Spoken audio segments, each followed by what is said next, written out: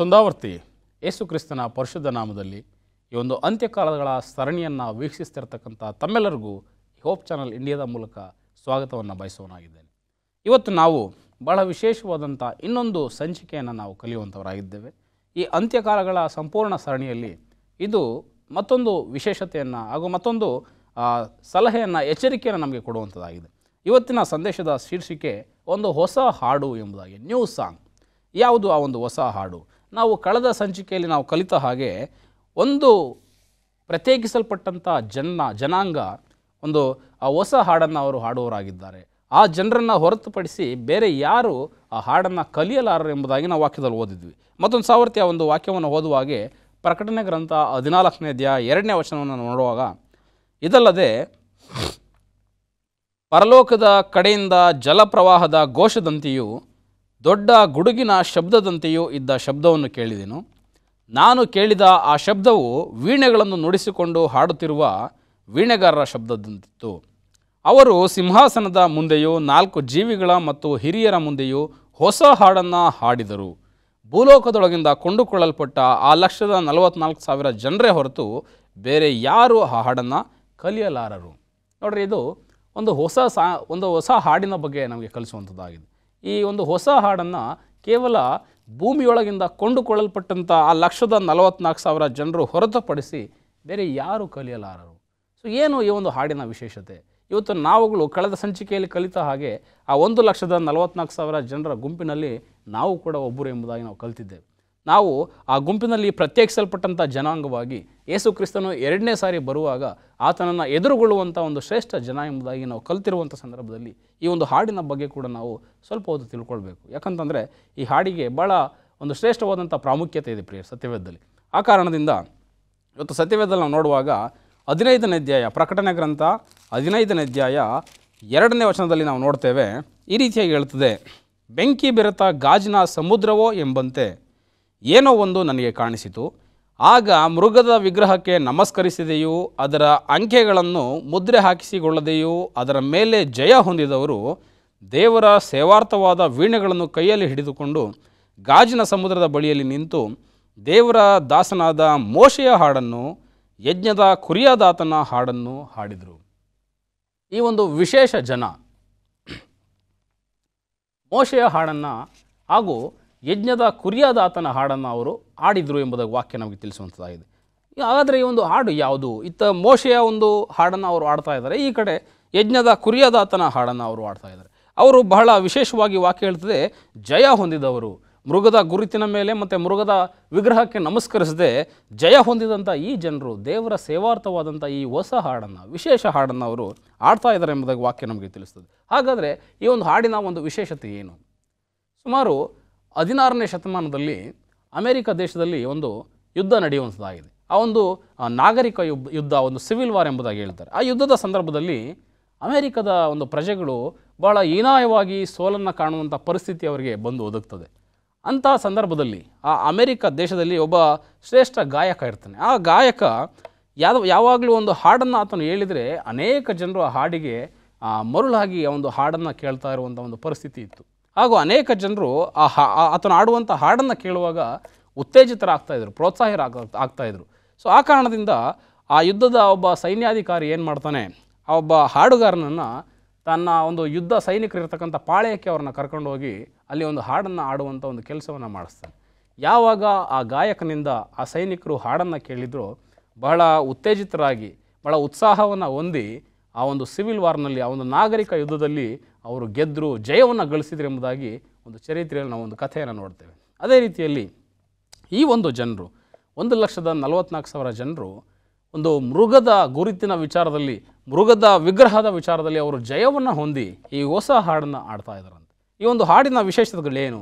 ವಾಕ್ಯ ಹೇಳ್ತದೆ, ಅವರು ಮೋಶೆಯ ಹಾಡನ್ನು ಮತ್ತು ಯಜ್ಞದ ಕುರಿಯಾದಾತನ ಹಾಡನ್ನು ಅವರು ಆಡ್ತಾ ಇದ್ದಾರೆ. ಹಾಗಾದರೆ ಈ ಒಂದು ಹಾಡಿನ ವಿಶೇಷತೆ ಏನು?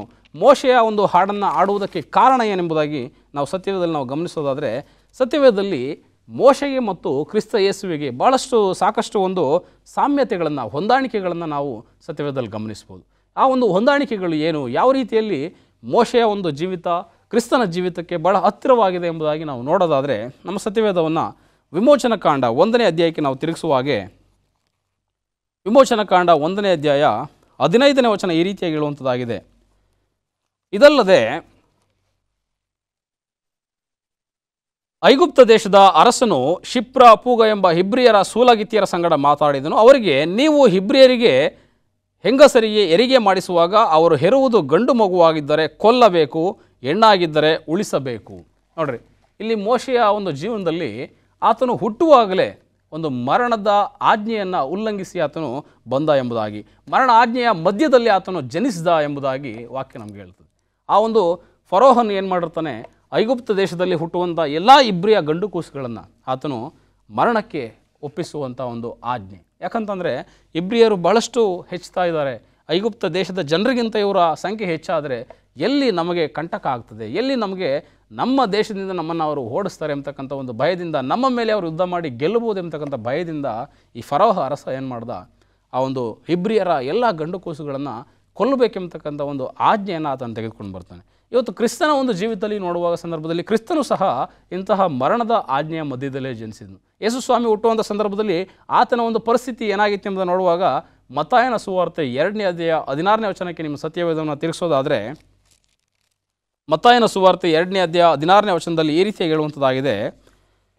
ಆಗ ಹೆರೋದನು ತನಗೆ ಜೋಯಿಸರು ಮೋಸ ಮಾಡಿದರೆಂದು ತಿಳಿದು ಬಹಳ ಸಿಟ್ಟಾಗಿ ಆಳುಗಳನ್ನು ಕಳುಹಿಸಿ ತಾನು ಜೋಯಿಸರಿಂದ ತಿಳುಕೊಂಡ ಕಾಲಕ್ಕೆ ಸರಿಯಾಗಿ ಬೆತ್ಲೆಹೇಮಿನಲ್ಲಿಯೂ ಅದರ ಎಲ್ಲ ನೆರೆಹೊರೆ ಹಳ್ಳಿಗಳಲ್ಲಿಯೂ 2 ವರ್ಷದೊಳಗಿನ ಗಂಡು ಕೂಸುಗಳನ್ನೆಲ್ಲ ಕೊಲ್ಲಿಸಿದನು.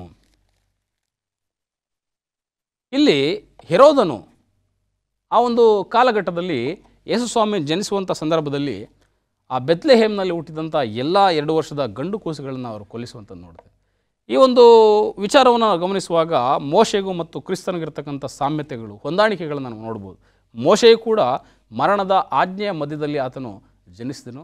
ಇಲ್ಲಿ ಕ್ರಿಸ್ತನು ಕೂಡ ಒಂದು ಮರಣದ ಆಜ್ಞೆಯ ಮಧ್ಯದಲ್ಲಿ, Born under the death sentence ಎಂಬುದು ಇಂಗ್ಲೀಷಲ್ಲಿ, ಆ ಥರ ಒಂದು ಮರಣದ ಆಜ್ಞೆಯ ಮಧ್ಯದಲ್ಲಿ ಇವರು ಜನಿಸಿದ್ರು ಎಂಬುದಾಗಿ ನಾವು ವಾಕ್ಯದಲ್ಲಿ ನೋಡ್ತೇವೆ. ಮತ್ತು ಮುಂದೆ ನೋಡುವಾಗ ಇನ್ನೊಂದು ಸಿಮಿಲಾರಿಟಿ ಅದು ಏನಿರ್ಬೋದು, ನಮ್ಮ ಸತ್ಯವೇದವನ್ನು ಅದೇ ವಿಮೋಚನಕಾಂಡ 3ನೇ ಅಧ್ಯಾಯ 10ನೇ ವಚನಕ್ಕೆ ನಾವು ತಿರುಗಿಸೋದಾದರೆ, ವಿಮೋಚನಕಾಂಡ 3ನೇ ಅಧ್ಯಾಯ 10ನೇ ವಚನ ಈ ರೀತಿಯಾಗಿ ಹೇಳುವಂಥದ್ದಾಗಿದೆ. ಆದುದರಿಂದ ನನ್ನ ಜನರಾಗಿರುವ ಇಸ್ರೇಲರನ್ನು ಐಗುಪ್ತ ದೇಶದಿಂದ ಹೊರಗೆ ಬರಮಾಡುವುದಕ್ಕೆ ನಿನ್ನನ್ನು ಫರೋಹನ ಬಳಿಗೆ ಕಳಿಸುತ್ತೇನೆ ಬಾ ಅಂದನು. ಯೇಸು ಸ್ವಾಮಿ ಆ ಒಂದು ಮೋಶೆಯನ್ನು ತನ್ನ ಒಂದು ಜನರ ರಕ್ಷಣೆಗೆ ಆಯ್ಕೆ ಮಾಡಿಕೊಂಡಂಥದ್ದನ್ನು ಈ ಒಂದು ವಾಕ್ಯದಲ್ಲಿ ನೋಡ್ಬೋದು. ಅದೇ ರೀತಿ ಕ್ರಿಸ್ತನು ಕೂಡ ಮತ್ತಾಯ 1ನೇ ಅಧ್ಯಾಯ 21ನೇ ವಚನದಲ್ಲಿ ಹೇಳುವ ಹಾಗೆ ತನ್ನ ಒಂದು ಜನರನ್ನು ಪಾಪದಿಂದ ಬಿಡಿಸಿ ಕಾಯುವುದಕ್ಕೆ ಆತನು ಕ್ರಿಸ್ತನನ್ನು ಕಳಿಸಿಕೊಟ್ಟನು ಎಂಬುದು ವಾಕ್ಯ ಹೇಳ್ತದೆ. ಇಲ್ಲಿ ಮೋಶೆಗೆ ಮತ್ತು ಕ್ರಿಸ್ತನಿಗಿರುವಂಥ ಮತ್ತೊಂದು ಸಿಮಿಲಾರಿಟಿ, ಅಲ್ಲಿ ಮೋಶೆಯನ್ನು ತನ್ನ ಜನರನ್ನು ಬಿಡಿಸಿ ಐಗುಪ್ತ ದೇಶದಿಂದ ದಾಸತ್ವದಿಂದ ಹೊರಗಡೆ ತರಲಿಕ್ಕೆ ದೇವರು ಉಪಯೋಗಿಸ್ತಾ ಇದ್ದಾನೆ. ಇಲ್ಲಿ ಕ್ರಿಸ್ತನನ್ನು, ತನ್ನ ಸ್ವಂತ ಮಗನಾದಂಥ ಕ್ರಿಸ್ತನನ್ನು, ಇಸ್ರೇಲರನ್ನು ತನ್ನ ಪಾಪದಿಂದ ಬಿಡಿಸಿ ಹೊರಗಡೆ ತರುವಂಥ ಕೆಲಸಕ್ಕೆ ಕ್ರಿಸ್ತನನ್ನು ಒಂದು ಉಪಯೋಗ ಮಾಡುವಂಥದ್ದನ್ನು ನೋಡ್ತೇವೆ. Born to be the deliverer of the his people, ಆತನ ಒಂದು ಸ್ವಂತ ಜನರ ಬಿಡುಗಡೆಗೋಸ್ಕರ ಅವರು ಹುಟ್ಟಿದರು. ಅವರ ಜನನದ ಒಂದು ಮುಖ್ಯ ಉದ್ದೇಶ, ಮುಖ್ಯ ಗುರಿ ತನ್ನ ಒಂದು ಜನರನ್ನು, ತನ್ನ ಸ್ವಜನರನ್ನು ದಾಸತ್ವದಿಂದ ಮುಕ್ತಿ ಮಾಡುವಂಥ ಒಂದು ಕಾರ್ಯ ಆಗಿತ್ತು ಎಂಬುದಾಗಿ ವಾಕ್ಯ ನಮಗೆ ತಿಳಿಸ್ತದೆ. ಮತ್ತು 3ನೇ ಒಂದು ಅಂಶವನ್ನು ನೋಡೋದಾದರೆ, ಅವರು ಐಗುಪ್ತದಲ್ಲಿ ಬೆಳೆದರು, ರೈಸ್ಡ್ ಇನ್ ಈಜಿಪ್ಟ್. ಇಲ್ಲಿ ಮೋಶೆಯ ಒಂದು ವಿಚಾರದಲ್ಲಿ ನೋಡುವ ಸಂದರ್ಭದಲ್ಲಿ ಆತನು ಜನಿಸಿದ್ದು ಐಗುಪ್ತದಲ್ಲಿ, ಆದರೆ ಆತನು ಬೆಳೆದು ಬಂದದ್ದು ಸಹ ಐಗುಪ್ತದಲ್ಲಿ ಆತನು ಬೆಳೆದು ಬಂದನು. ಅದೇ ರೀತಿಯಲ್ಲಿ ಯೇಸು ಕ್ರಿಸ್ತನು ಸಹ, ನಾವು ಮತ್ತಾಯನ ಸುವಾರ್ತೆ 2ನೇ ಅಧ್ಯಾಯ 14ನೇ ವಚನವನ್ನು ನಾವು ನೋಡೋದಾದರೆ, ಅಲ್ಲೂ ಯೇಸು ಸ್ವಾಮಿ ಅವರು ವಾಕ್ಯದಲ್ಲಿ ನಾವು ನೋಡ್ತೇವೆ. ಮತ್ತಾಯನ ಸುವಾರ್ತೆ 2ನೇ ಅಧ್ಯಾಯ 14 ಮತ್ತು 15ನೇ ವಚನ. ಆಗ ಅವನು ಎದ್ದು ಕೂಸನ್ನು ಅದರ ತಾಯಿಯನ್ನು ರಾತ್ರಿ ವೇಳೆಯಲ್ಲಿ ಕರ್ಕೊಂಡು ಐಗುಪ್ತ ದೇಶಕ್ಕೆ ಹೊರಟು ಹೋಗಿ ಹೆರೋದನು ತೀರಿ ಹೋಗುವ ತನಕ ಅಲ್ಲೇ ಇದ್ದನು. ಇದರಿಂದ ನನ್ನ ಮಗನನ್ನು ಐಗುಪ್ತ ದೇಶದೊಳಗಿಂದ ಕರೆದನೆಂದು ಕರ್ತನಾದ ಪ್ರವಾದಿಯ ಮುಖಾಂತರ ಹೇಳಿದ ಮಾತು ನೆರವೇರಿತು. ನೋಡ್ರಿ, ಯೇಸು ಸ್ವಾಮಿ ಸಹ ತನ್ನ ಒಂದು ಬಾಲ್ಯವನ್ನು, ತನ್ನ ಒಂದು ಪ್ರಾರಂಭದ ದಿವಸಗಳನ್ನು ಐಗುಪ್ತದಲ್ಲೇ ಕಳೆದರು. ಎಂಥ ಒಂದು ಹೊಂದಾಣಿಕೆ ಇದೆ ನೋಡ್ರಿ. ಮೋಶೆ ಐಗುಪ್ತದಲ್ಲಿ ಹುಟ್ಟಿ ಬೆಳೆದನು, ಅದೇ ರೀತಿ ಯೇಸು ಸ್ವಾಮಿ ಸಹ ತನ್ನ ಬಾಲ್ಯದ ದಿವಸಗಳನ್ನು ಐಗುಪ್ತದಲ್ಲಿ ಕಳೆಯುವಂಥವನಾಗಿದ್ದ. ಮತ್ತು ಮುಂದೆ ನೋಡುವಾಗ ವಾಗ್ದಾನದ ದೇಶಕ್ಕೆ ತನ್ನ ಜನರನ್ನು ನಡೆಸುವಂಥ ಒಂದು ಕೆಲಸ. ಹಿಬ್ರಿಯರಿಗೆ ಬರೆದ ಪತ್ರಿಕೆ 9ನೇ ಅಧ್ಯಾಯ 5ನೇ ವಚನ ಈ ರೀತಿಯಾಗಿ ಹೇಳುವಂಥದ್ದಾಗಿದೆ. ಇಬ್ರಿಯರಿಗೆ 9ನೇ ಅಧ್ಯಾಯ 5ನೇ ವಚನವನ್ನು ಓದುವಂಥ ಸಂದರ್ಭದಲ್ಲಿ, ಅದರ ಮೇಲೆ ದೇವರ ಪ್ರಭಾವವನ್ನು ಸೂಚಿಸುವ ಕೆರೂಬಿಗಳು ಕೃಪಾಸನವನ್ನು ಆಚ್ಛಾದಿಸಿಕೊಂಡಿದ್ದವು. ಸದ್ಯಕ್ಕೆ ವಿಷಯಗಳನ್ನು ಒಂದೊಂದಾಗಿ ವಿವರಿಸಲು ಆಗುವುದಿಲ್ಲ. ಮತ್ತು ಮುಂದೆ ವಾಕ್ಯ ಹೇಳುತ್ತದೆ, ಮತ್ತು ಈ ಕಾರಣದಿಂದ ಆತನು ಒಂದು ಹೊಸ ಒಡಂಬಡಿಕೆಯ ಮಧ್ಯಸ್ಥನಾಗಿದ್ದಾನೆ. ಮೊದಲನೆಯ ಒಡಂಬಡಿಕೆ ಕಾಲದಲ್ಲಿ ನಡೆದ ಅಕ್ರಮಗಳನ್ನು ಪರಿಹಾರಕ್ಕಾಗಿ ಆತನು ಮರಣವನ್ನು ಅನುಭವಿಸಿದ್ರಿಂದ ದೇವರಿಂದ ಕರೆಸಿಕೊಂಡವರು ವಾಗ್ದಾನವಾಗಿದ್ದ ನಿತ್ಯ ಬಾಧ್ಯತೆಯನ್ನು ಹೊಂದುವುದಕ್ಕೆ ಆತನ ಮೂಲಕವಾಗಿ ಮಾರ್ಗವಾಯಿತು. ನೋಡ್ರಿ, ದೇವರ ಒಂದು ವಾಗ್ದಾನ ದೇಶಕ್ಕೆ ನಡೆಸುವಲ್ಲಿ ಇವರಿಬ್ಬರ ಪಾತ್ರ ಭಾಳಷ್ಟು ಮುಖ್ಯವಾಗಿದೆ. ಇಲ್ಲಿ ಮೋಶೆ ಐಗುಪ್ತದ ದಾಸತ್ವದಲ್ಲಿ ಆ ಒಂದು ಸೆರೆಯಲ್ಲಿದ್ದಂಥ ಇಸ್ರೇಲರನ್ನು, ಭಾಳ ಹೀನಾಯ ಪರಿಸ್ಥಿತಿಯಲ್ಲಿದ್ದಂಥ ಇಸ್ರೇಲರನ್ನು ಆ ದೇಶದಿಂದ ಹೊರಗಡೆ ಕರ್ಕೊಂಡು ಬಂದು ಒಂದು ಕಾನಾನ್ ದೇಶಕ್ಕೆ, ಹಾಲು ಜೇನು ಹರಿಯುವಂಥ ಕಾನಾನ್ ದೇಶಕ್ಕೆ ನಡೆಸುವಂಥ ಒಂದು ಕಾರ್ಯವನ್ನು ಮೋಶೆ ಮಾಡಿದರೆ, ಈ ಕಡೆ ಯೇಸು ಸ್ವಾಮಿ ಸಹ ಈ ಲೋಕದ ಪಾಪದಲ್ಲಿ ಮುಳುಗಿ, ಈ ಲೋಕದ ಒಂದು ಕಷ್ಟಗಳಿಂದ, ಸಂಕೋಲೆಗಳಿಂದ, ಪಾಪದ ದಾಸತ್ವದಿಂದ, ಸೈತಾನ ಹಿಡಿತದಿಂದ ಬಂಧಿತವಾಗಿರ್ತಕ್ಕಂಥ ಜನವನ್ನು ಆತನು ಕರ್ಕೊಂಡು ಬಂದು ಪರಮ ಕಾನಾನಿಗೆ, ಆ ಒಂದು ಪರಲೋಕ ಎಂಬತಕ್ಕಂಥ ಪರಮ ಕಾನಾನಿಗೆ ಸೇರಿಸುವಲ್ಲಿ ಯೇಸು ಸ್ವಾಮಿಯ ಕಾರ್ಯ ಕೂಡ ಬಹಳ ಶ್ರೇಷ್ಠವಾದ ಕೆಲಸ ಎಂಬುದಾಗಿ ವಾಕ್ಯ ನಮಗೆ ತಿಳಿಸುವಂಥದ್ದಾಗಿದೆ. ಈ ರೀತಿಯಾಗಿ ಈ ಇಬ್ಬರು ವ್ಯಕ್ತಿಗಳು ಒಂದೇ ರೀತಿಯ ಒಂದು ಕಾರ್ಯವನ್ನು ನೇಮಿಸ್ತಾ ಇದ್ದಾರೆ. ಮತ್ತು ಮುಂದೆ ಇನ್ನೊಂದು ಅಂಶವನ್ನು ನೋಡೋದಾದರೆ, ರಾಜನ ಪದವಿಯನ್ನು ಅಥವಾ ಸಿಂಹಾಸನವನ್ನು ಅವರು ತ್ಯಜಿಸಿದರು. ನಮ್ಮ ಸತ್ಯವೇದವನ್ನು ಫಿಲಿಪಿಯವರಿಗೆ ಬರೆದ ಪತ್ರಿಕೆ 2ನೇ ಅಧ್ಯಾಯ 6ನೇ ವಚನಕ್ಕೆ ನಾವು ತಿರುಗಿಸೋದಾದರೆ, ಫಿಲಿಪಿಯವರಿಗೆ ಬರೆದ ಪತ್ರಿಕೆ 2ನೇ ಅಧ್ಯಾಯ 6ನೇ ವಚನ ಈ ರೀತಿಯಾಗಿ ಹೇಳುವಂಥದ್ದಾಗಿದೆ. ವಾಕ್ಯವು ಈ ರೀತಿಯಾಗಿ ಹೇಳುವಂಥದ್ದಾಗಿದೆ, ಕ್ರಿಸ್ತ ಯೇಸುವಿನಲ್ಲಿದ್ದಂಥ ಮನಸ್ಸು ನಿಮ್ಮಲ್ಲಿಯೂ ಇರಲಿ. ಆತನು ದೇವ ಸ್ವರೂಪನಾಗಿದ್ದರೂ ದೇವರಿಗೆ ಸರಿ ಸಮಾನನಾಗಿರುವನೆಂಬ ಅಮೂಲ್ಯ ಪದವಿಯನ್ನು ಬಿಡಲೊಲ್ಲದೆ ತನ್ನನ್ನು ಬರಿದು ಮಾಡಿಕೊಂಡು ದಾಸನ ರೂಪವನ್ನು ಧರಿಸಿಕೊಂಡು ಮನುಷ್ಯನಿಗೆ ಸದೃಶನಾದನು. ಯೇಸು ಸ್ವಾಮಿ ಆತನು ಪರಲೋಕದ ಸಿಂಹಾಸನದಲ್ಲಿ ಆಸನರೂಢನಾಗಿರ್ತಬೇಕಾದಂಥ ಒಂದು ಮಹಾಶ್ರೇಷ್ಠ ಅಧಿಪತಿ ಆಗಿದ್ದಾಗ್ಯೂ ಸಹ, ದೇವರಾಗಿದ್ದಾಗ್ಯೂ ಸಹ, ದೇವ ಸ್ವರೂಪನಾಗಿದ್ದಾಗ್ಯೂ ಸಹ ತನ್ನ ಅಮೂಲ್ಯ ಪದವಿಯನ್ನು ಆತನು ಬಿಟ್ಟು ಮನುಷ್ಯನ ರಕ್ಷಣೆಗೋಸ್ಕರ ದಾಸನ ರೂಪವನ್ನು ತ್ಯಜಿಸಿ ಈ ಲೋಕಕ್ಕೆ ಆತನು ಬಂದನು. ಅಲ್ಲಿ ಅದೇ ರೀತಿಯಲ್ಲಿ ಮೋಶೆಗೂ ಕೂಡ ಬಹಳ ದೊಡ್ಡ ಅವಕಾಶ ಇತ್ತು. ಆತನು ರಾಣಿಯ ಒಂದು ಪೋಷಣೆಯಲ್ಲಿ ಬೆಳೆದಂಥ ವ್ಯಕ್ತಿ, ರಾಣಿಯ ಅರಮನೆಯಲ್ಲಿ ಬೆಳೆದಂಥ ವ್ಯಕ್ತಿ. ಅಂತಹ ಮೋಶೆ ಮುಂದಿನ ದಿವಸಗಳಲ್ಲಿ ಐಗುಪ್ತ ದೇಶದ ಒಬ್ಬ ಪ್ರಧಾನ ವ್ಯಕ್ತಿ ಆಗುವುದರಲ್ಲಿ ಯಾವುದೇ ಸಂಶಯ ಇರಲಿಲ್ಲ. ಆದರೆ ಆ ಮೋಶೆ ಅದೆಲ್ಲವನ್ನು ತ್ಯಜಿಸಿ ದೇವಜನರ ಬಿಡುಗಡೆಗೋಸ್ಕರ, ದೇವಜನರ ರಕ್ಷಣೆಗೋಸ್ಕರ ಆತನು ತನ್ನ ಪದವಿಯನ್ನು ಬಿಟ್ಟು ಆತನು ಬಂದನು. ಯೇಸು ಸ್ವಾಮಿ ಸಹ ಆ ಒಂದು ಮಹಿಮಾಪಕರವಾದಂಥ ಸಿಂಹಾಸನವನ್ನು ಅವರು ತ್ಯಜಿಸಿ ಮನುಷ್ಯನ ರಕ್ಷಣೆಗೋಸ್ಕರ ಈ ಲೋಕದಲ್ಲಿ ಬಂದರು ಎಂಬುದಾಗಿ ವಾಕ್ಯಗಳು ನಮಗೆ ತಿಳಿಸುವಂಥದ್ದಾಗಿದೆ. ಮತ್ತು ಮುಂದೆ ನೋಡುವಾಗ ಇನ್ನೇನು ಆ ಒಂದು ಮೋಶೆಗೂ ಮತ್ತು ಕೃಷ್ಣನಿಗಿರ್ತಕ್ಕಂಥ ಒಂದು ಹೋಲಿಕೆಗಳೇನಿದೆ ಎಂಬುದಾಗಿ ಇನ್ನೊಂದು ಕೊನೆಯ ಅಂಶವನ್ನು ನೋಡುವಾಗ, ಅವರ ಜೀವನದ ಅಂತ್ಯದ ಸಮಯವನ್ನು, ಮರಣದ ಸಮಯವನ್ನು ಇಬ್ಬರೂ ಸಹ ಬೆಟ್ಟದ ಮೇಲೆ ಅವರು ಕಳೆದರು ಎಂಬುದಾಗಿ. ಆ ಒಂದು ಮೋಶೆಯ ಮರಣ ಸಹ ಬೆಟ್ಟದ ಮೇಲೆ ಉಂಟಾಯಿತು. ಧರ್ಮೋಪದೇಶ ಕಾಂಡದಲ್ಲಿ ನಾವು ನೋಡ್ತೇವೆ 34ನೇ ಅಧ್ಯಾಯ 1ರಿಂದ 5ನೇ ವಚನದಲ್ಲಿ, ನೆಬೋ ಪರ್ವತದ ಪಿಸ್ಗಾ ಬೆಟ್ಟದಲ್ಲಿ ಆ ಒಂದು ಮೋಶೆ ತನ್ನ ದೇಹವನ್ನು ಬಿಟ್ಟನು ಎಂಬುದಾಗಿ. ಅದೇ ರೀತಿ ಯೇಸು ಸ್ವಾಮಿಯೂ ಸಹ ಕಲ್ವಾರಿ ಬೆಟ್ಟದಲ್ಲಿ ಎಲ್ಲ ಜನರ ಒಂದು ರಕ್ಷಣೆಗೋಸ್ಕರ ತನ್ನ ಒಂದು ದೇಹವನ್ನು ತ್ಯಜಿಸಿದರು, ತನ್ನ ದೇಹವನ್ನು ಅವರು ತ್ಯಾಗ ಮಾಡಿದ್ರು ಎಂಬುದಾಗಿ ವಾಕ್ಯ ನಮಗೆ ತಿಳಿಸುವಂಥದ್ದಾಗಿದೆ. ಸೊ ಈ ಎಲ್ಲ ಸಾಮ್ಯತೆಗಳಿಂದ, ಈ ಎಲ್ಲ ಹೋಲಿಕೆಗಳಿಂದ ಇವತ್ತು ಯೇಸು ಸ್ವಾಮಿ ಮತ್ತು ಮೋಶೆ ಇಬ್ಬರೂ ಸಹ ಒಂದೇ ಒಂದು ಸ್ವಾರೂಪ್ಯದಲ್ಲಿ ಅವರು ನಿಂತುಕೊಳ್ಳುವವರಾಗಿದ್ದಾರೆ. ಆ ಕಾರಣದಿಂದ ಈ ಅಂತ್ಯಕಾಲದ ಜನರು ಯಾರು ಮೃಗದ ವಿಗ್ರಹಕ್ಕೆ ನಮಸ್ಕರಿಸಿದೆ, ಮೃಗದ ಗುರುತಿಗೆ ಅವರು ತಮ್ಮ ಮುದ್ರೆಯನ್ನು ಒತ್ತಿಸಿಕೊಳ್ಳದೆ ದೇವರಿಗೋಸ್ಕರ ದೃಢವಾಗಿ ನಿಂತ್ಕೊಳ್ತಾರೆ, ಅಂತಹ ಜನರು ಮೋಶೆಯ ಮತ್ತು ಯಜ್ಞದ ಕುರಿಯಾದಾತನ ಹಾಡನ್ನು ಅವರು ಆಡ್ತಾರೆ ಎಂಬುದಾಗಿ ವಾಕ್ಯ ನಮಗೆ ತಿಳಿಸುವಂಥದ್ದಾಗಿದೆ. ಈ ವಾಕ್ಯವನ್ನು ಓದುವಾಗೆ ಮತ್ತೊಂದು ಆವರ್ತಿ ಪ್ರಕಟಣೆ 15ನೇ ಅಧ್ಯಾಯ 2ನೇ ವಚನ, ಬೆಂಕಿ ಬೆರೆತ ಗಾಜಿನ ಸಮುದ್ರವೋ ಎಂಬಂತೆ ಏನೋ ಒಂದು ನನಗೆ ಕಾಣಿಸಿತು. ಆಗ ಮೃಗದ ವಿಗ್ರಹಕ್ಕೆ ನಮಸ್ಕರಿಸಿದೆಯೋ, ಅದರ ಹೆಸರಿನ ಅಂಕೆಯನ್ನು ಮುದ್ರೆ ಹಾಕಿಸಿಕೊಳ್ಳದೆಯೋ, ಅದರ ಮೇಲೆ ಜಯ ಹೊಂದಿದವರು ದೇವರ ಸೇವಾರ್ಥವಾದ ವೀಣೆಗಳನ್ನು ಕೈಯಲ್ಲಿ ಹಿಡಿದುಕೊಂಡು ಗಾಜಿನ ಸಮುದ್ರದ ಬಳಿಯಲ್ಲಿ ನಿಂತು ದೇವರ ದಾಸನಾದ ಮೋಶೆಯ ಹಾಡನ್ನು, ಯಜ್ಞದ ಕುರಿಯಾದಾತನ ಹಾಡನ್ನು ಹಾಡಿದರು. ನೋಡ್ರಿ, ಈ ಎಲ್ಲ ಹೋಲಿಕೆಗಳಿಂದ ಅವ್ರೇನು ಮಾಡ್ತಾ ಇದ್ದಾರೆ, ಮೋಶೆಯ ಹಾಡನ್ನು, ಯಜ್ಞದ ಕುರಿಯಾದಾತನ ಹಾಡನ್ನು. ಮೋಶೆ ಯಾವ ರೀತಿಯಾಗಿ ತನ್ನ ಸಂಪೂರ್ಣ ಜೀವಿತವನ್ನು ಆ ಜನರ ರಕ್ಷಣೆಗೋಸ್ಕರ ಆತನು ಪಣವಿಟ್ಟು ಅವರನ್ನು ದಾಸತ್ವದಿಂದ ಮುಕ್ತಿ ಮಾಡಿ ಹಾಲು ಜೇನು ಹರಿಯುವಂಥ ಕಾನಾನಿಗೆ ಕರ್ಕೊಂಡು ಬಂದೋ, ಅದೇ ರೀತಿಯಲ್ಲಿ ಯೇಸು ಕ್ರಿಸ್ತನ ಇವತ್ತು ಈ ಲೋಕದ ಒಂದು ದಾಸತ್ವದಲ್ಲಿ, ಈ ಒಂದು ಪಾಪದ ಒಂದು ಹಿಡಿತದಲ್ಲಿ, ಎಲ್ಲ ರೀತಿಯ ಆಡಂಬರಗಳ ಒಂದು ಆಶೆಯಲ್ಲಿ ಬಿದ್ದಿರ್ತಕ್ಕಂಥ ಮನುಕುಲವನ್ನು ತಿರುಗಿ ಪರಮ ಕಾನಾನಿಗೆ ಸೇರಿಸುವಂಥ ಒಂದು ಕೆಲಸವನ್ನು ಕ್ರಿಸ್ತನ ಇವತ್ತು ಮಾಡಲಿಕ್ಕಿದ್ದಾನೆ ಎಂಬತಕ್ಕಂಥ ವಿಚಾರ ನಮ್ಮ ಗಮನಕ್ಕೆ ಬರಬೇಕಾಗಿದೆ. ಆ ಕಾರಣದಿಂದ ವಾಕ್ಯ ನಮಗೆ ತಿಳಿಸುವಂಥದ್ದಾಗಿದೆ, ಈ ಒಂದು ಅಂತ್ಯಕಾಲದ ಸೈತಾನನ ಒಂದು ಕಠಿಣವಾದಂಥ ಸಂದರ್ಭದಲ್ಲಿ, ಸೈತಾನನ ಸಂಪೂರ್ಣ ಒಂದು ಆಳ್ವಿಕೆ ಇರುವಂಥ ಸಂದರ್ಭದಲ್ಲಿ ವಾಕ್ಯ ನಮಗೆ ಹೇಳುವಂಥದ್ದಾಗಿದೆ. ಪ್ರಕಟಣೆ ಗ್ರಂಥ 14ನೇ ಅಧ್ಯಾಯ 12ನೇ ವಚನದಲ್ಲಿ ಈ ರೀತಿಯಾಗಿ ಹೇಳುವಂಥದ್ದಾಗಿದೆ, ಇದರಲ್ಲಿ ದೇವರ ಆಜ್ಞೆಗಳನ್ನು, ಯೇಸುವಿನ ಮೇಲಣ ನಂಬಿಕೆಯನ್ನು ಕೈಗೊಂಡು ನಡೆಯುತ್ತಿರುವ ದೇವಜನರ ತಾಳ್ಮೆಯು ತೋರಿಬರುತ್ತದೆ. ಸೊ ಇಂಥ ಒಂದು ಕಠಿಣ ಸಂದರ್ಭದಲ್ಲಿ, ಇಂಥ ಒಂದು ಕಷ್ಟಕರವಾದ ಕ್ಲಿಷ್ಟಕರ ಪರಿಸ್ಥಿತಿಯಲ್ಲಿ ಈ ಜನರು ದೇವರ ಆಜ್ಞೆಯನ್ನು ಕೈಗೊಂಡು ನಡೆದು ದೇವರ ಮೇಲಣ ನಂಬಿಕೆಯನ್ನು, ತಾಳ್ಮೆಯನ್ನು ಅವರು ತಮ್ಮಲ್ಲಿ ತಾವು ತೋರಿಸ್ತಾರೆ. ಇವತ್ತು ದೇವರ ಮೇಲಿನ ನಂಬಿಕೆಯ ವಿಚಾರದಲ್ಲಿ ಮಾತನಾಡುವಂಥ ಸಂದರ್ಭದಲ್ಲಿ ಎಂಥ ಒಂದು ನಂಬಿಕೆ ಅಂತ್ಯಕಾಲದಲ್ಲಿ ನಮಗಿರಬೇಕು. ಯಾಕಂತಂದರೆ ಯೇಸುಸ್ವಾಮಿ ಬರುವಂಥ ಸಂದರ್ಭದಲ್ಲಿ ನಿಜವಾಗಿಯೂ ಭಾಳ ಕಷ್ಟಕರವಾಗಿರ್ತದೆ. ನಮ್ಮ ನಂಬಿಕೆ ಯಾವ ರೀತಿಯಲ್ಲಿರಬೇಕು. ಯೇಸುಸ್ವಾಮಿ ಅಂತ್ಯಕಾಲದಲ್ಲಿ ಅನೇಕ ಸೂಚನೆಗಳು ನಮಗೆ ಕೊಟ್ಟಿದ್ದಾರೆ. ಯುದ್ಧಗಳಾಗುತ್ತೆ, ಬರಗಳು ಉಂಟಾಗುತ್ತೆ, ಭೂಕಂಪಗಳಾಗುವಂಥದ್ದಾಗಿದೆ, ಅನೇಕ ಪ್ರಕೃತಿಯ ವೈಪರೀತ್ಯಗಳು ಉಂಟಾಗುವಂಥದ್ದಾಗಿದೆ. ಇಂಥ ಒಂದು ಸಂದರ್ಭದಲ್ಲಿ ನಮ್ಮ ನಂಬಿಕೆ ದೇವರಿಗೆ ಎಷ್ಟರ ಮಟ್ಟಿಗೆ ನಾವು ದೇವರನ್ನ ಆತ್ಕೊಳ್ಬೇಕು. ಇನ್ನು ಮುಂದೆ ನಾವು ಬರುವಂಥ ಸಂದರ್ಭದಲ್ಲಿ ಆ ಒಂದು ಅಂತ್ಯಕಾಲದ ಜನರನ್ನು ಹಿಂಸೆ ಪಡಿಸಲಾಗ್ತದೆ, ಅವರಿಗೆ ಕ್ರಯ ವಿಕ್ರಯಗಳನ್ನು ಅವರಿಂದ ಕಿತ್ಕೊಳ್ಳಲಾಗ್ತದೆ, ಅವ್ರು ಯಾವ ರೀತಿಯ ಒಂದು ವ್ಯಾಪಾರ ವಹಿವಾಟನ್ನು ಮಾಡಲಿಕ್ಕೆ ಸಾಧ್ಯವಾಗೋದಿಲ್ಲ.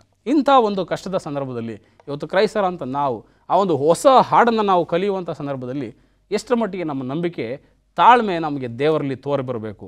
ಅಂಥ ಒಂದು ತಾಳ್ಮೆಯನ್ನು ನಾವು ದೇವರಿಗೆ ತೋರಿಸಿದಾಗ ಮಾತ್ರ ನಾವು ಆ ಒಂದು ದೇವರ ಒಂದು ಸಂಗಡ ನಾವು ನಿಲ್ಲಲಿಕ್ಕೆ ಸಾಧ್ಯವಾಗ್ತದೆ. ನಮ್ಮ ಸತ್ಯವೇದದಲ್ಲಿ ಪ್ರಕಟಣೆ ಗ್ರಂಥ 14ನೇ ಅಧ್ಯಾಯ 12ನೇ ಅಧ್ಯಾಯ 14ನೇ ವಚನ ಈ ರೀತಿಯಾಗಿ ಹೇಳುವಂಥದ್ದಾಗಿದೆ. ಸೈತಾನನು ಎಷ್ಟರ ಮಟ್ಟಿಗೆ ಆತನು ಇಂಥ ಜನರ ಮೇಲೆ ಆತನ ಎರಗಿ ಬರ್ತಾ ಇದ್ದಾನೆ. ಪರಲೋಕವೇ, ಅದರಲ್ಲಿ ವಾಸ ಮಾಡುವವರೇ ಹರ್ಷಗೊಳ್ಳಿರಿ. ಭೂಮಿಯೇ, ಸಮುದ್ರವೇ, ನಿಮ್ಮ ದುರ್ಗತಿಯನ್ನು ಏನು ಹೇಳಲಿ. ಸೈತಾನನು ತನಗಿರುವ ಕಾಲವು ಸ್ವಲ್ಪವೆಂದು ತಿಳಿದು ಮಹಾರೌದ್ರವುಳ್ಳನಾಗಿ ನಿಮ್ಮ ಕಡೆಗೆ ಇಳಿದು ಬಂದಿದ್ದಾನೆ ಎಂಬುದಾಗಿ ಹೇಳಿತು.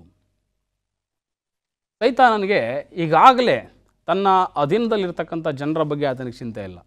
ಈಗಾಗಲೇ ಮೋಸಕ್ಕೆ ಒಳಗಾಗಿರ್ತಕ್ಕಂಥ ಜನರ ಬಗ್ಗೆ ಆತನಿಗೆ ಚಿಂತೆ ಇಲ್ಲ. ಈಗಾಗಲೇ ಲೋಕದ ಆಡಂಬರಗಳಲ್ಲಿ ಬಿದ್ದಿರ್ತಕ್ಕಂಥ ಜನಗಳ ಬಗ್ಗೆ ಅವನು ಯೋಚಿಸೋದಿಲ್ಲ. ಆದರೆ ಯಾರು ದೃಢವಾದ ನಂಬಿಕೆಯನ್ನು ಹೊಂದಿ ದೇವರ ತಾಳ್ಮೆಯನ್ನು ತಮ್ಮ ಜೀವಿತದಲ್ಲಿ ತೋರಿಸ್ತಾರೆ, ಎಂಥ ಕಷ್ಟಗಳು ಬಂದರೂ ಪರವಾಗಿಲ್ಲ, ಎಂಥ ಒಂದು ಕಾರ್ಪಣ್ಯಗಳು ಬಂದರೂ ಪರವಾಗಿಲ್ಲ, ಎಂಥ ಒಂದು ಕ್ಲಿಷ್ಟಕರವಾದ ಪರಿಸ್ಥಿತಿಯಲ್ಲೂ ಸಹ ನಾವು ದೇವರೊಟ್ಟಿಗೆ ನಿಲ್ತೇವೆ ಎಂಬತಕ್ಕಂಥ ದೃಢ ನಿರ್ಧಾರವನ್ನು ಹೊಂದಿರುವ ಜನರ ಮೇಲೆ ಸೈತಾನ ಏನು ಮಾಡ್ತಾ ಇದ್ದಾನೆ, ಬಹಳ ರೌದ್ರವುಳ್ಳವನಾಗಿ ಆತನು ಇಳಿದು ಬಂದಿದ್ದಾನೆ. ಯೋಬನ ಒಂದು ಜೀವಿತ ನಮಗೆ ಬಹಳ ದೊಡ್ಡ ಉದಾಹರಣೆ. ಆತನ ಒಂದು ಜೀವನದಲ್ಲಿ ಮೊದಲು ಎಲ್ಲವನ್ನು ಆತನು ಹೊಂದ್ಕೊಂಡಿದ್ದ. ಆತನಿಗೆ ಬಹಳ ಉನ್ನತವಾದಂಥ ಜೀವಿತ ಇತ್ತು, ಎಲ್ಲ ಮಕ್ಕಳಿದ್ದರು, ಆತನಿಗೆ ಸಂಪತ್ತಿತ್ತು, ಆತನಿಗೆ ದನ ಕರುಗಳು, ಎಲ್ಲ ರೀತಿಯ ಐಶ್ವರ್ಯ ಆತನಲ್ಲಿತ್ತು. ಇಡೀ ಪೂರ್ವ ದೇಶದಲ್ಲೆಲ್ಲ ಶ್ರೀಮಂತನಾದಂಥ ವ್ಯಕ್ತಿ ಎಂಬುದಾಗಿ ಯೋಬನು ಬಿರುದನ್ನು ಹೊಂದಿದ್ದ. ಅಂಥ ಒಬ್ಬ ಯೋಬನ ಜೀವಿತದಲ್ಲಿ ಅಂತ್ಯದ ಪರಿಸ್ಥಿತಿಯನ್ನು ನೋಡುವಾಗ ಆತನು ಸೈತಾನಿಂದ ಬಾಧಿಸಲ್ಪಟ್ಟು ಸೈತಾನನ ಎಲ್ಲ ರೀತಿಯ ಕಷ್ಟ ಕಾರ್ಪಣ್ಯಗಳಿಗೆ ಒಳಗಾಗಿ, ಶೋಧನೆಗೆ ಒಳಗಾಗಿ ಆತನು ಎಲ್ಲವನ್ನು ಕಳ್ಕೊಳ್ಬೇಕಂತ ಪರಿಸ್ಥಿತಿ ಬರ್ತದೆ. ಆದಾಗ್ಯೂ ಯೋಬನು ತನ್ನ ನಂಬಿಕೆಯನ್ನು ಬಿಡೋದಿಲ್ಲ. ಯೋಬನ ವಿಚಾರದಲ್ಲಿ ನಾವು ನೋಡುವಂಥ ಸಂದರ್ಭದಲ್ಲಿ ಸೈತಾನನು ಪರಲೋಕದಲ್ಲಿ ದೇವರ ಮುಂದೆ ವಾಗ್ವಾದ ಮಾಡುವಂತನಾಗಿದ್ದಾನೆ. ನೀನು ಅವನಿಗೆ ಎಲ್ಲವನ್ನು ಕೊಟ್ಟಿದ್ದಿ, ಆತನಿಗೆ ನೀನು ಆತನ ಎಲ್ಲ ಆಸ್ತಿಯ ಸುತ್ತಲೂ ನೀನು ಬೇಲಿಯನ್ನು ಹಾಕಿದ್ದಿ, ಆ ಕಾರಣದಿಂದ ಆತನು ನಿನಗೆ ನಂಬಿಗಸ್ತನಾಗಿದ್ದಾನೆ. ಆದರೆ ದೇವರು ಕೇಳಿದಂಥ ಇನ್ನೊಂದು ಪ್ರಶ್ನೆ ಸೈತಾನನ ಗಲಿಬಿಲಿಗೊಳಿಸ್ತದೆ. ನನ್ನ ಭಕ್ತನಾದ ಯೋಬನ ಮೇಲೆ ನಿನ್ನ ಗಮನವನ್ನು ಇಟ್ಟಿದ್ದೀಯಾ ಎಂಬುದಾಗಿ ಹೇಳುವಾಗ ಆತನು ಸೈತಾನನ ದಾಸತ್ವದಲ್ಲಿದ್ದಾಗೂ, ಸೈತಾನನ ಒಂದು ಹಿಡಿತಲ್ಲಿರ್ತಕ್ಕಂಥ ಭೂಮಿಯಲ್ಲಿದ್ದಾಗ್ಯೂ ಸಹ ದೇವರಿಗೆ ಆತನು ನಿಷ್ಠನಾಗಿದ್ದನು, ದೇವರಿಗೆ ಆತನು ದೃಢವಾದ ಯಥಾರ್ಥವಾದ ಭಕ್ತಿಯನ್ನು ತೋರುವಂಥ ವ್ಯಕ್ತಿಯಾಗಿದ್ದನು. ಇವತ್ತು ಅಂತ್ಯಕಾಲಗಳಲ್ಲಿ ನಾವು ಜೀವಿಸುವಂಥ ಸಂದರ್ಭದಲ್ಲಿ ನಾವುಗಳು ಸಹ ಈ ಲೋಕದಲ್ಲಿ ಸೈತಾನನ ಹಿಡಿತದಲ್ಲೇ ಇರ್ಬೋದು, ಸೈತಾನನ ಒಂದು ಅಂಧಕಾರದ ಆಡಳಿತದ ಅಡಿಯಲ್ಲಿ ನಾವು ಇರಬಹುದು. ಆದರೆ ನಿಜವಾಗಿಯೂ ನಮ್ಮ ನಿಷ್ಠೆ ಯಾರಿಗಿದೆ, ಯಾರಿಗೆ ನಾವು ನಿಷ್ಠೆಯನ್ನು ತೋರಿಸ್ತಾ ಇದ್ದೇವೆ? ಈ ಲೋಕಕ್ಕೆ ಸಂಬಂಧಿಸಿದಂಥ ವಸ್ತುಗಳಿಗ ಅಥವಾ ಈ ಲೋಕಕ್ಕೆ ಸಂಬಂಧಿಸಿದಂಥ ಆಸ್ತಿಪಾಸ್ತಿಗಳು ಬಹಳ ದಿವಸ ಇರೋದಿಲ್ಲ. ಯಾಕಂದರೆ ಯಾಕೋಬನ ಗ್ರಂಥದಲ್ಲಿ 5ನೇ ಅಧ್ಯಾಯ 1ನೇ ವಚನ ಈ ರೀತಿಯಾಗಿ ಹೇಳುವಂಥದ್ದಾಗಿದೆ. ನಿಮ್ಮ ಸತ್ಯವೇದವನ್ನು ತಿರುಗಿಸೋದಾದರೆ ಯಾಕೋಬನ ಗ್ರಂಥ 5ನೇ ಅಧ್ಯಾಯ 1ನೇ ವಚನವು ಈ ರೀತಿಯಾಗಿ ನಮಗೆ ತಿಳಿಸುವಂಥದ್ದಾಗಿದೆ. ಧನಿಕರೇ ಕೇಳಿರಿ, ನಿಮಗೆ ಬರುವ ದುರ್ದಶೆಗಳಿಗಾಗಿ ಕಣ್ಣೀರಿಡಿರಿ, ಗೋಳಾಡಿರಿ. ನಿಮ್ಮ ಧನವು ನಾಶವಾಗಿದೆ, ನಿಮ್ಮ ಬಟ್ಟೆಗಳಿಗೆ ನುಸಿ ಹಿಡಿದಿದೆ, ನಿಮ್ಮ ಚಿನ್ನ ಬೆಳ್ಳಿಗಳು ಮಣ್ಣು ಹಿಡಿದವೆ. ಆ ಮಣ್ಣೇ ನಿಮಗೆ ಸಾಕ್ಷಿಯಾಗಿದ್ದು ಬೆಂಕಿಯಂತೆ ಮಾಂಸವನ್ನು ನುಂಗಿಬಿಡುವುದು. ಅಂತ್ಯದ ದಿವಸಗಳು ಬಂದರೂ ದ್ರವ್ಯವನ್ನು ಕೂಡಿಸಿ ಇಟ್ಟುಕೊಳ್ಳುತ್ತಿದ್ದೀರಿ. ನೋಡ್ರಿ, ವಾಕ್ಯ ಹೇಳ್ತಾರೆ ಅಂತ್ಯದ ದಿವಸಗಳು ಬರ್ತಾ ಇದೆ, ಆದರೂ ನೀವು ಈ ಲೋಕದ ಆಶೆಗಳಲ್ಲೇ ಇದ್ದೀರಿ, ಈ ಲೋಕದ ಧನವನ್ನು ಕೂಡಿಸ್ಕೊಳ್ತಾ ಇದ್ದೀರಿ, ಈ ಲೋಕದ ಬಟ್ಟೆಗಳಲ್ಲಿ ನೀವು ಬ್ಯುಸಿಯಾಗಿದ್ದೀರಿ. ನೋಡ್ರಿ, ಎಂಥ ಒಂದು ಅಂತ್ಯಕಾಲದ ಪರಿಸ್ಥಿತಿ. ಇವತ್ತು ನಾವುಗಳು ಸಹ ನಮ್ಮ ಒಂದು ಕ್ರೈಸ್ತಿಯ ಜೀವಿತದಲ್ಲಿ ಯಾವ ಒಂದು ವಿಚಾರಕ್ಕೆ, ಲೋಕದ ವಿಚಾರಕ್ಕೆ ನಾವು ಆಕರ್ಷಿತರಾಗ್ತಾ ಇದ್ದೇವೆ. ಹಣವನ್ನು ಸಂಪಾದನೆ ಮಾಡುವುದರಲ್ಲಿ ನಾವು ಹೆಚ್ಚು ಗಮನವನ್ನು ಹರಿಸ್ತಾ ಇದ್ದೇವೆ. ಲೌಕಿಕವಾದಂಥ ಅನೇಕ ನಾನಾ ರೀತಿಯ ಉಡುಪುಗಳನ್ನು, ವೇಷಭೂಷಣಗಳನ್ನು ಧರಿಸಿಕೊಂಡು ಲೋಕದ ಜೀವನವನ್ನು ಜೀವಿಸೋದಕ್ಕೆ ನಾವು ಅನೇಕ ರೀತಿಯಲ್ಲಿ ಆಕರ್ಷಿತರಾಗಿ ಹೋಗ್ತಾ ಇದ್ದೇವೆ.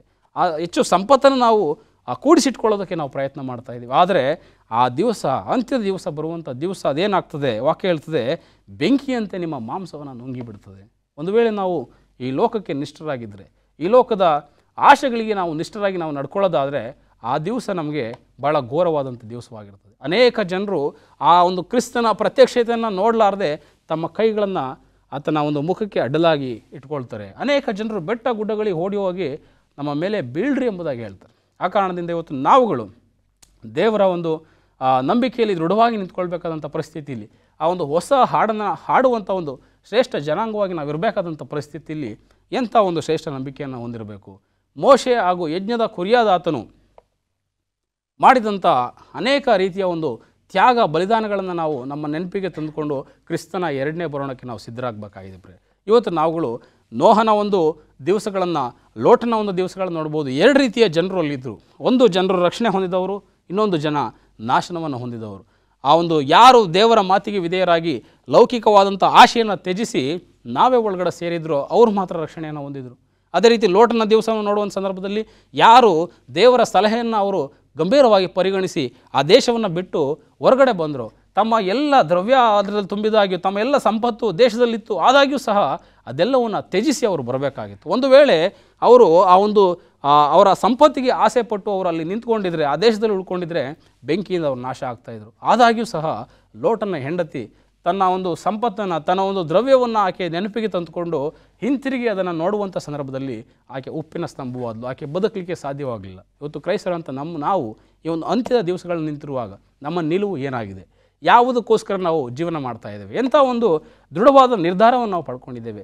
ಈ ಲೋಕದ ಜೀವಿತ ಇದು ಶಾಶ್ವತ ಅಲ್ಲ, ಕೇವಲ ಸ್ವಲ್ಪ ದಿವಸಗಳ ಜೀವಿತ ಇದು. ಆದರೆ ಪರಲೋಕದಲ್ಲಿ ದೇವರು ಕೊಡುವಂಥ ಆ ಜೀವಿತ ನಿಜವಾಗಿ ಭಾಳ ಶಾಶ್ವತವಾದಂಥ ಜೀವಿತ. ಸಾವಿರಾರು ವರ್ಷಗಳು ಕ್ರಿಸ್ತನ ಜೊತೆಯಲ್ಲಿ ನಾವು ಇರುವಂಥ ಜೀವಿತಗಳಿದೆ. ಆತನು ಅತಿ ಬೇಗನೆ ಬರಲಿದ್ದಾನೆ, ನಮ್ಮನ್ನು ಆತನು ಕರ್ಕೊಂಡು ಹೋಗುವಂಥವನಾಗಿದ್ದಾನೆ. ಅಂಥ ಒಂದು ಬರುವಿಕೆಗೆ, ಅಂಥ ಒಂದು ಅಮೋಘವಾದ ಆತನ ಆಗಮನಕ್ಕೆ ಎಷ್ಟು ಜನರು ಇವತ್ತು ನಮ್ಮನ್ನು ನಾವು ಸಿದ್ಧ ಮಾಡ್ಕೊಂಡಿದ್ದೇವೆ. ಆತನ ಆಗಮನವನ್ನು ಎದುರು ನೋಡ್ತಕ್ಕಂಥ ಎಂಥ ಒಂದು ಕಾರ್ಯವನ್ನು ಇವತ್ತು ನಾವು ನಮ್ಮ ಜೀವಿತದಲ್ಲಿ ಅನುಸರಿಸ್ತಾ ಇದ್ದೇವೆ ಅಂತಕ್ಕಂಥದ್ದನ್ನು ನಾವು ಪ್ರಶ್ನೆ ಮಾಡ್ಕೊಳ್ಬೇಕಾಗುತ್ತೆ ಪ್ರಿಯರೇ. ಆ ಕಾರಣದಿಂದ ಈ ಒಂದು ಹೊಸ ಹಾಡನ್ನು ನಾವು ಕಲಿಯುವಾಗೆ ಮೋಶೆಯ ಮತ್ತು ಯಜ್ಞದ ಕುರಿಯಾದ ಆತನ ಹಾಡನ್ನು ನಾವು ನಮ್ಮ ಜೀವಿತದಲ್ಲಿ ಕಲಿಯುವ ರೀತಿಯಲ್ಲಿ ಎಂಥ ಕಷ್ಟಗಳು ಬಂದರೂ, ಶ್ರಮೆ ಬಂದರೂ ನಾವು ಅದನ್ನು ಹಾದು ಹೋಗಬೇಕು. ಒಂದು ವೇಳೆ ಇಸ್ರೇಲ್ ಜನರು ಆ ಒಂದು ಕಷ್ಟಗಳನ್ನು, ಶ್ರಮೆಯನ್ನು ಅವರು ಹಾದು ಬರದೇ ಇದ್ದಿದ್ರೆ ದೇವರ ಮಹತ್ತರವಾದಂಥ ಅದ್ಭುತವನ್ನು ಅವರು ಸ್ಮರಿಸಲಿಕ್ಕೆ ಸಾಧ್ಯವಾಗ್ತಿರಲಿಲ್ಲ. ಶದ್ರಕ್, ಮೇಷಕ್, ಅಬೇದ್ನೆಗೋ ಅವರು ಬೆಂಕಿಯ ಹಾವಿಗೆಯನ್ನು ನೋಡಿ ಅವರು ಎದುರಲಿಲ್ಲ, ಅದರ ಒಳಗಡೆ ಅವರು ಹಾದು ಹೋದರು. ಹಾದು ಹೋದ ಕಾರಣ ದೇವರ ಮಹಿಮೆಯನ್ನು ಕಂಡರು. ಇವತ್ತು ನಾವುಗಳು ಅಂತ್ಯದಲ್ಲಿ ಕಷ್ಟಗಳು ಬರುವಾಗ, ಶೋಧನೆಗಳು ಬರುವಾಗ ಅದನ್ನು ಹಾದು ಹೋಗಬೇಕಾಗಿದೆ. ಒಂದು ವೇಳೆ ಆ ಕಷ್ಟಗಳಿಗೆ ಎದುರಿ ನಾವು ಹಿಂದೆ ಸರಿದ್ರೆ ದೇವರ ಕೃಪೆಯಿಂದ ನಾವು ನಾಶವಾಗ್ತೇವೆ. ಆ ಕಾರಣದಿಂದ ಇವತ್ತು ನಾವುಗಳು ಆತನ ಒಂದು ಪ್ರತ್ಯಕ್ಷತೆಯನ್ನು ಎದುರು ನೋಡುವಾಗ ನಿಜವಾಗಿಯೂ ನಾವು ದೃಢವಾಗಿ ನಾವು ನಿಂತ್ಕೊಳ್ಳೋಣ ಎಂಬುದಾಗಿ ಹೇಳ್ತಾ ಈ ಒಂದು ಸಂದೇಶವನ್ನು ನಾನು ಮುಗಿಸುವವನಾಗಿದ್ದೇನೆ. ದೇವರು ನಿಮ್ಮನ್ನು ಆಶೀರ್ವದಿಸಲಿ. ನಾವು ಚಿಕ್ಕದಾಗಿ ಪ್ರಾರ್ಥನೆ ಮಾಡೋಣ. ನಮ್ಮನ್ನು ಬಹಳವಾಗಿ ಪ್ರೀತಿಸುವಂಥ ಪರಲೋಕದ ತಂದೆಯೇ, ಈ ಒಂದು ಅಂತ್ಯಕಾಲಗಳಲ್ಲಿ ಸ್ವಾಮಿ, ನಾವು ಎಂಥ ಕಷ್ಟಗಳು ಬಂದಾಗ್ಯೂ ನಿನ್ನ ಮೇಲಣ ನಂಬಿಕೆಯಿಂದ ನಾವು ದೃಢವಾಗಿ ನಿಂತುಕೊಳ್ಳುವಂಥ ಮಹಾ ಒಂದು ಬಲವನ್ನು ದಯಪಾಲಿಸಿರಿ. ವಿಶೇಷವಾಗಿ ಒಂದು ಸಂದೇಶವನ್ನು ವೀಕ್ಷಿಸಿರ್ತಕ್ಕಂಥ ಎಲ್ಲ ನಿನ್ನ ವೀಕ್ಷಕರನ್ನು ಆಶ್ವಾಸು ಸ್ವಾಮಿ. ಈ ಒಂದು ಸಂದೇಶವನ್ನು ಕೇಳಿ ನಾವು ಅಂತ್ಯಕಾಲಕ್ಕೆ ಇನ್ನೂ ಹೆಚ್ಚಾಗಿ ನಮ್ಮನ್ನು ದೃಢಪಡಿಸಿಕೊಂಡು ನಾವು ಬಲವಾಗಿ ನಿಲ್ಲುವಂಥ ಬಲವನ್ನು, ಶಕ್ತಿಯನ್ನು ನಮಗೆ ದಯಪಾಲಿಸ್ತಾ ಬರಬೇಕೆಂಬುದಾಗಿ ಕ್ರಿಸ್ತನ ಹೆಸರಿನಲ್ಲಿ ಬೇಡ್ಕೊಳ್ತೇನೆ ತಂದೆಯೇ, ಆಮೇನ್.